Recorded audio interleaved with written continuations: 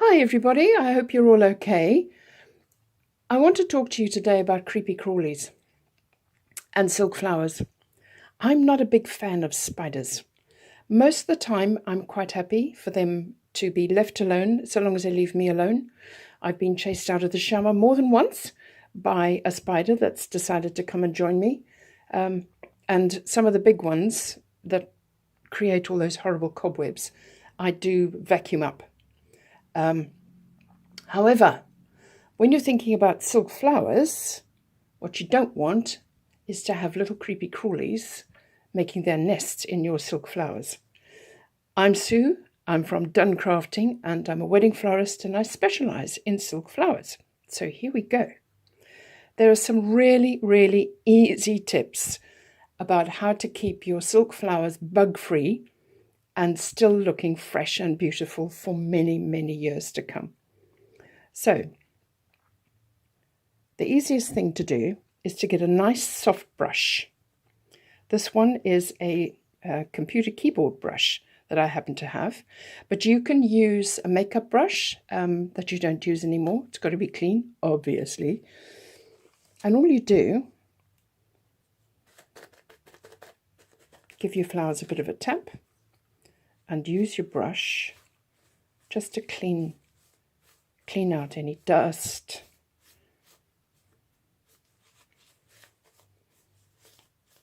And that is all it is to it. Silk flowers need very, very little attention. But like anything that is on display, they do need looking at every now and then. Now, sometimes you may find that for one reason or another, your silk flowers have got a bit kind of grimy, maybe at the edges. For any people who have foam flowers, this might particularly be the case. And guess what? You can wash them. Who knew? So, get a bowl of warm water with some very soft soap. And all you do is you dunk your flower in. Shush it about a little bit. There you go. And if by any chance you have made your soap solution a little bit too soapy, you can rinse them off in cold water and then just pop them on a nice soft towel to dry. And this is one I did a little while ago to experiment, and it's absolutely lovely. Now, obviously, you've got to be a little bit careful about which ones you decide to dunk in the water. I'm not sure that I would dunk delicate silk hydrangeas. And with this orchid, it's fabric, so it would probably be okay. But I'm not sure that I would risk it. So you come back to your brushing. And the thing is, if you do it reasonably regularly, it's just easy. And it's not a chore. And they just look lovely. Now, caution. Don't use the dunking with a bouquet. Not a good plan. It's too big for a start. And you may end up by actually damaging some delicate flowers. So here's what you do. Here's your bouquet, right? So take it outside, upside down, give it a good shake. Then get your soft brush, do a little bit of detailed work in and around.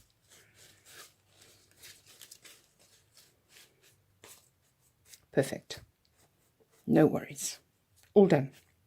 The other thing that you can do, and that is get a silk flower cleaner. Now this one I happen to find is made by a florist, so that seemed to be a bit of a no-brainer from my point of view. And this is water-based, and you can use it on any artificial flowers or artificial plants as well. And all you do is you spray, having done your sort of initial dusting, to get the worst of it off. Hold it about 12 inches away from your bouquet and give it a light spray. Don't go any closer because you might find that you get water spots on some of the petals, and that's just a pain in the backside to try and get out. There you go. That's all it is to it. And then you let it dry.